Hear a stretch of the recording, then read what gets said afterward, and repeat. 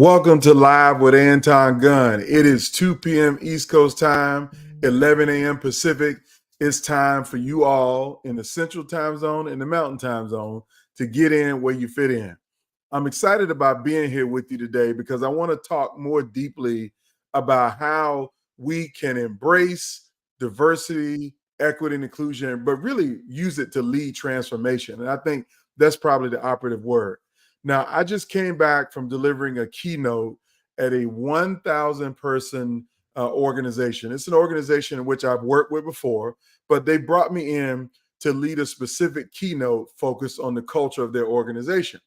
And before I got up to be the keynote speaker, there was an opening speaker who shared an internal speaker. When I say opening speaker, it was somebody who works for the company who shared what their journey has been about in leading transformation in a space of diversity, equity, and inclusion. And the reason why they thought it was important to lead a conversation, because if you haven't been paying attention, and I'm gonna just go ahead and lay it out, because I know some of you are wondering, why do I keep talking about diversity and inclusion? I keep talking about equity. Well, one, it's really an important subject. But the thing that you should be paying attention to is that in 2020, in the middle of the pandemic, when unfortunately George Floyd was killed by Derek Chauvin, a police officer in Minneapolis, Minnesota, there was a social disruption in our communities around race and around race equity. That disruption led to a lot of positive change. And what do I mean positive change? You had multiple Fortune 500 companies who made pledges around diversity. They made pledges around racial equity. They made pledges around building in anti-racism and anti-blackness into their culture, into their policy, and how they did business. There was a lot of excitement. Like, I'll never forget that the CEO of PayPal says something to the effect that he's going to pledge $500 million into communities to focus on ending racial inequities. I mean, it was all kinds of people who were saying great things in the year 2020. Well, those things stabilized in 2021, but in 2022, and of course in 2023, a lot of organizations started backing away and fading away from their commitment to diversity, equity, and inclusion. That they said a lot of great words, and some of them made a lot of great press statements. But then they started to equivocate about why they weren't making progress. They started to shift from saying, well, you know what, this can't be our only priority, but there's other priorities. And they said, you know what, this is not even a part of our core mission. So we're going to go back and focus on our core mission. And they started moving away from diversity, equity, and inclusion. Not just moving away, some of them straight ran away. But then an 18-pound or 800-pound gorilla dropped on all of us this past summer of 2023, when the United States Supreme Court struck down race as one of the criteria that could be used in college admissions. So race could no longer be considered amongst a multitude of factors of why you trying to get into a college or university. Now, what did that actually mean for corporate America? Because this is about higher education and getting admitted to a school. Well, I'll tell you very quickly what it meant for corporate America. Is that a lot of companies have felt, not had felt like, a lot of companies now were open to the risk of them being sued by people who were not people of color and saying that you have a race-based preference for contracts. You have a race-based preference for hiring. You have a race-based preference for leadership development and talent development. They had all of these things that literally scared companies to say, hey, we're going to get sued if we keep up this talk around diversity, equity, and inclusion. So you had a lot of companies that said, you know what, 2023, yeah, we would love to continue to do some diversity transformation work or some inclusion transformation work or some equity work, but we're worried that we're going to get sued. And the people who were most worried were the general counsel and the shareholders, because, you know, stock prices matter and shareholders matter. And the general counsel says, we got to mitigate risk.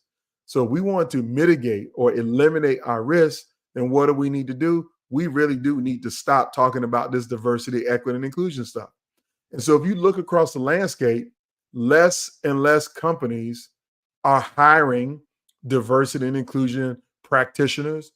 They can't keep them. I mean, like some people got hired as a chief diversity officer in 2021, and by 2023, they're gone from their job because the company is not committed to it. I can also see it as a speaker. I get hired to speak on a lot of topics, leadership being number one, workplace culture number two, and diversity and inclusion number three. I'm not getting a lot of phone calls around diversity, equity, and inclusion. And there are some organizations who are still committed to it, but for some who are just trying to find their way, figure it out, or want to just hear from a diversity speaker, there are less and less of those companies. But I'm still getting the keynote speeches for leadership and workplace culture. But the diversity talk is not one that's being talked about. So there's a shift in the air. There's a lot of change in the air. Some companies are falling away. If I had to put a number on it, I would say about a third of companies are just totally going as far away from a diversity, equity, and inclusion conversation as possible. They're going to be mum is the word. And especially if they're in a state like Florida or Texas, where those governors have been intentionally hostile, like even like fining companies and assessing penalties if a company has a diversity office or if they have a diversity program or if they even have diversity on their website anywhere. Companies are losing money because the politics are making it hostile for people to stay focused on diversity. So that's about a third. The second third, what I would call the second third, I don't know if it's actually 30%, are the people who want to continue to do the work and they're trying to mitigate risk. They don't want to be sued, they don't want to be attacked, but they do see diversity and inclusion as a cornerstone of how they need to succeed. And so they're trying to weave their way through this. I mean, they're in and out, they're ducking and dodging, changing the names and terms of things that they do, taking the word diversity out altogether. You won't see it anywhere, but they're talking about inclusion. They're talking about all kinds of things, but they just won't say the word diversity because that has become a trigger. But then you have the third, or the final third, are the people to say, the heck with the affirmative action stuff, the heck with whatever this governor's trying to do. We know that leading diversity, equity, and inclusion efforts are going to lead transformation in our organization to help us to be bigger, better, more effective, to acquire more customers, have a better bottom line, and to be a much more sustainable business. Now, when I say sustainable business, let me orient you just to real quick, and then I'm getting to the 6 keys to harness diversity in your organization. But the key to the reason why companies are doubling down on this and focusing on sustainability is because they know that all of the data shows that by the year 2040 or maybe 2050, depending on whose data you look at, that the United States of America will be a majority racially and ethnically diverse nation. That literally 6 out of 10 babies being born right now are babies of color, some definition of diversity. And so any smart employer who wants to be sustainable is recognizing 20 years from now, when I'm hiring those babies that are born and they're graduating from college, they're going to be more diverse than not. And so I need to focus and understand this stuff now. I need to lead transformation now, because when the workforce comes that looks that diverse, that means I know my customer base will be diverse as well. So I wanted to give you that frame so I can give you this strategy, if you will, to lead transformation if you are choosing to lead the diversity transformation of your organization, or if your C-suite team is trying to wrestle with this and want to know what are some keys that we need to pay attention to if we're going to lead transformation on diversity and inclusion. If we want to harness the diverse people we already have, bring them together to make sure that we build an inclusive and sustainable organization. Anton, what do we need to know? See, this is a question that I get asked when I come off a stage after a keynote is, what do I need to know? What can I do now? Any resources for me? What can you give me? Everybody wants something, particularly people who recognize is that they have a leadership responsibility to do something to make it right. That they may not have created the wrong circumstances, but they're now in a position to do something to make it right. So I'm going to run off for you 6 key strategies, if you will, if you want to harness diversity to elevate your team. If you want to take your team, your company, your organization to a new level, I want to give you 6 quick strategies. So strategy number 1 is to fully embrace the full spectrum of diversity. Now, when I say the full spectrum, I want to put emphasis on the word spectrum.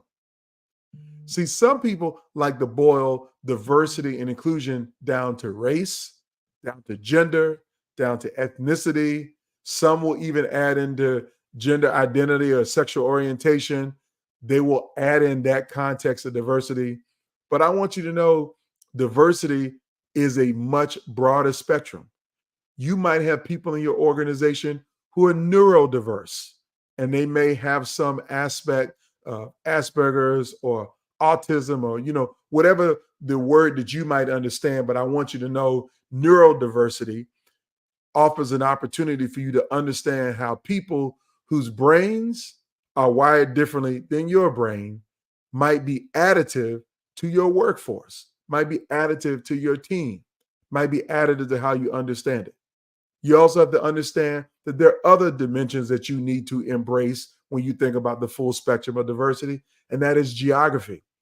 Like, I spoke in the Midwest, and somehow I got to talking about Thanksgiving. And I asked them, how do they prepare their turkeys? And they literally said, well, we bake them in the oven like you're supposed to. And I said, well, have you ever fried a turkey? Yeah, we fry one every now and then, but we generally bake our turkeys. But it never dawned on them to ever barbecue a turkey. See, if you live in the South, particularly in South Carolina, and you got friends or family that are in Williamsburg County, South Carolina, you would know that barbecue turkey is the best kind of turkey. And so when I say embrace the full spectrum of diversity, you got to embrace the diversity of your turkeys and the geography of where those turkeys might be cooked. So the South adds a dimension of diversity. People from rural communities or inner cities, people who grew up in different backgrounds and different income levels. These are all of the aspects that you need to bring into your organization if you're going to lead transformation. Because just because you got a team full of white guys doesn't mean that all of them see the world the same way. They got different perspectives and frameworks, particularly if you look at those other dimensions of diversity. So you got to embrace diversity in its fullest form. Everybody matters. That is key number 1. Now, key number 2 is that just because you got diverse people in the room doesn't mean you're going to be successful unless you create a culture of curiosity. See, in my keynote yesterday, I emphasized this point around how we have been taught wrong about the word curiosity. Now, what do I mean taught wrong? I bet you've heard the phrase, curiosity killed the cat. Why does curiosity have to kill the cat? Why is being curious associated with death or dying? Or maybe even you've not heard curiosity kill the cat, but I'm pretty certain that you've heard of Curious George, the children's book. See, in the book, Curious George, when he was curious, he always got in trouble. So we've associated curiosity with death or getting in trouble. And I let the audience know that this is wrong. This is a bias that has been baked in our brains, that curiosity is a good thing. Some people will say, if you're curious, that means you're nosy. And we know we don't like nosy people, but I'm here to tell you that curiosity is what is going to be the key to leading transformation. If you take time to embrace how other people experience the world and be curious about their perspective, curious about how they understand, curious about how they learn, curious about how they are different than you, you're going to begin to create an environment that allows for transformation to take hold because you've created a culture of curiosity. That's key number two. If you want to lead transformation, is to create a culture of curiosity. Now, here's the third part of this that I really want you to understand is that after you create that culture of curiosity, the third thing that you need to do is you need to establish cross-functional collaboration. When I say cross-functional collaboration, I'll give you a healthcare example, okay?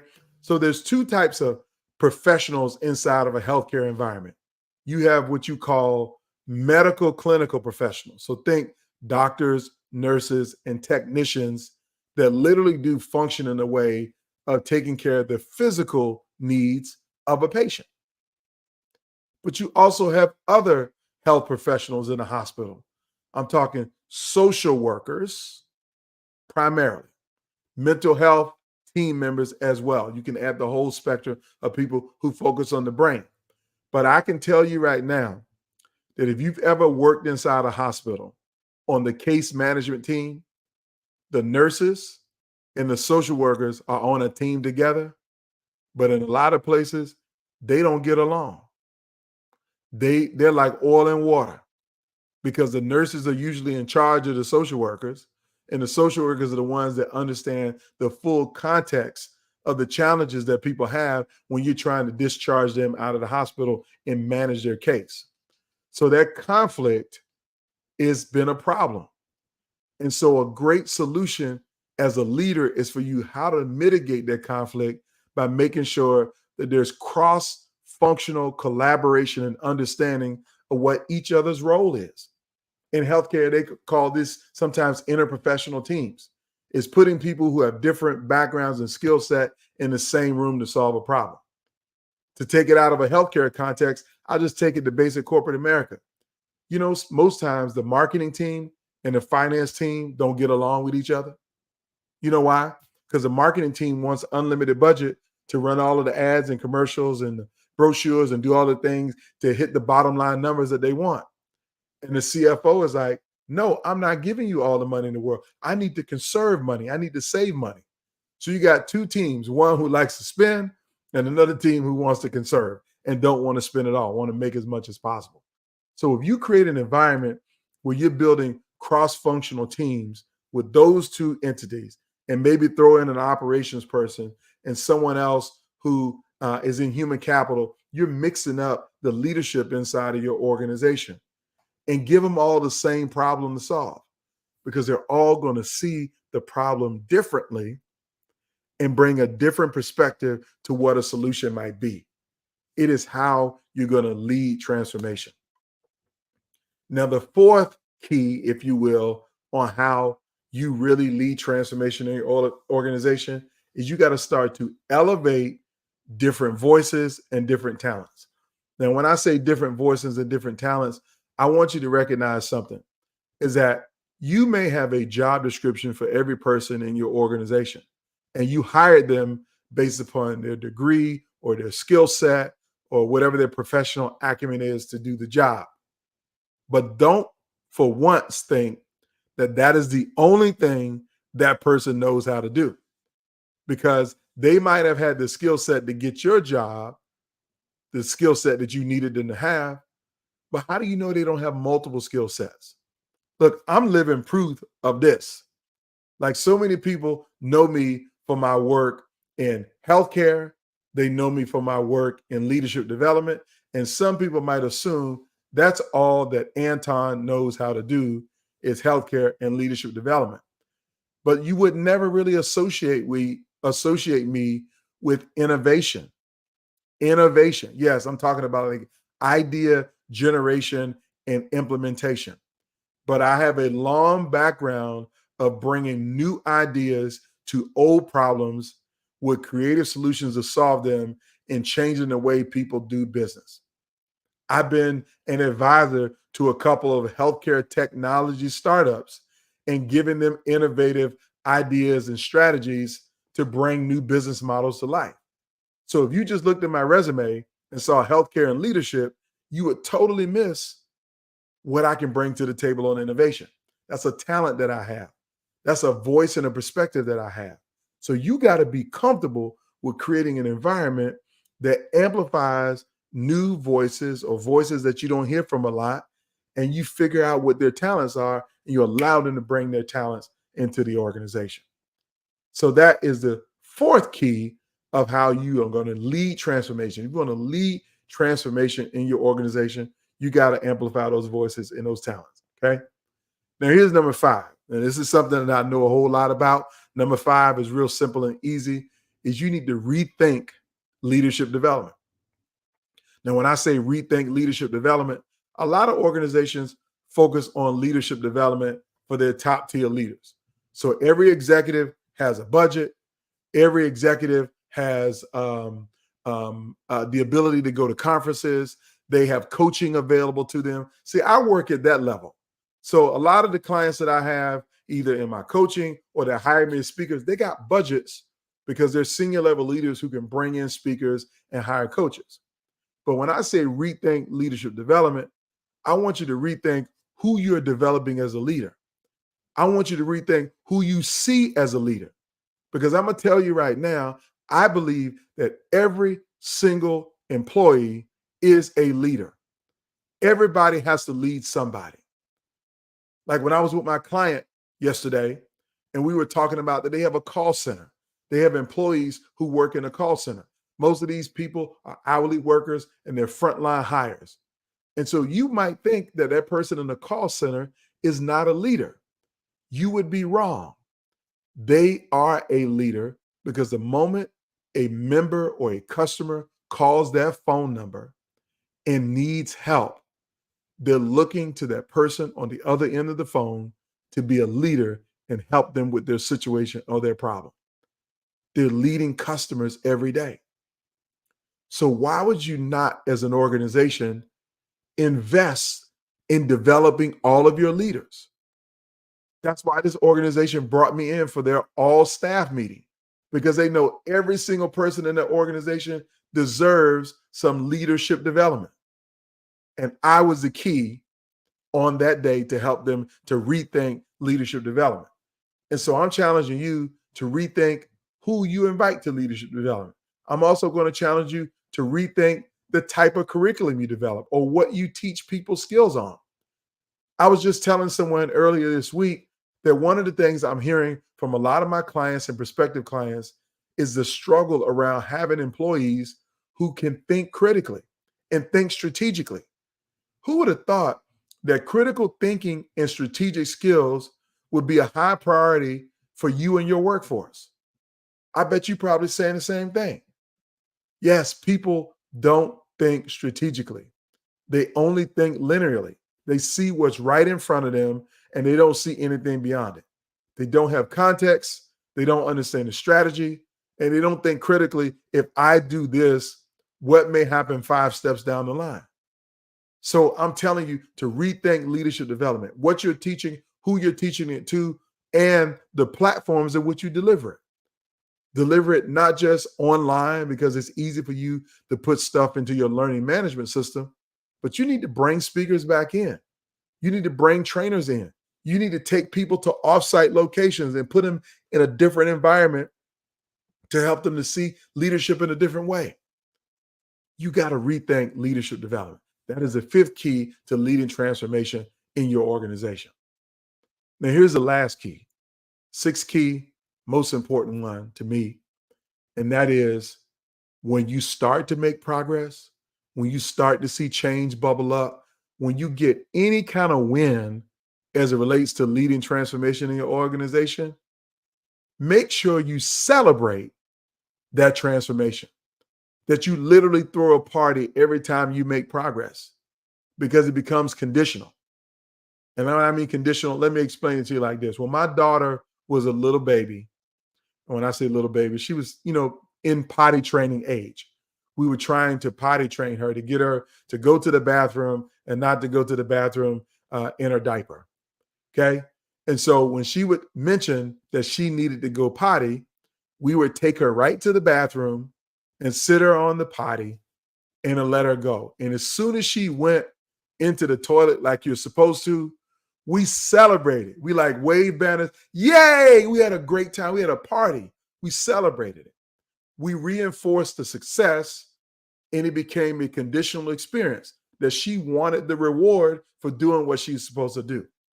So if you want to lead diversity transformation in your organization, you must celebrate the progress and the victories. And I want you to celebrate it authentically. Now, what I mean authentically, don't just say, hey, we're going to have a program and say, big ups to Jane, or you get the hero award today. Hero awards are great, but you know what Jane might like instead? Is for you to find out what her favorite songs are and put a playlist together. And when she comes into work that day, everybody is bumping Jane's favorite music, whatever it might be. Or maybe you just throw a party for your team, or celebrate in some kind of way if there's some reinforcement for the success around harnessing the dimensions of diversity and elevating your organization. So that's it. 6 keys that I laid out for you. If you want to lead transformation and harnessing the power of and the dimensions of diversity to elevate your organization, you got to embrace the full spectrum of diversity. You got to create a culture that is focused on curiosity. You need to establish cross-functional teams with different people. You need to focus on amplifying those voices of people and elevating the talent of the people inside your organization. And then you also need to rethink leadership development. And lastly, you got to celebrate your wins with authenticity. So I hope this video made sense to you. If you want more content like this, you want to read more about what I'm talking about, you should check out my blog at antongunn.com/blog. I posted a blog post about this today, and it's available for you.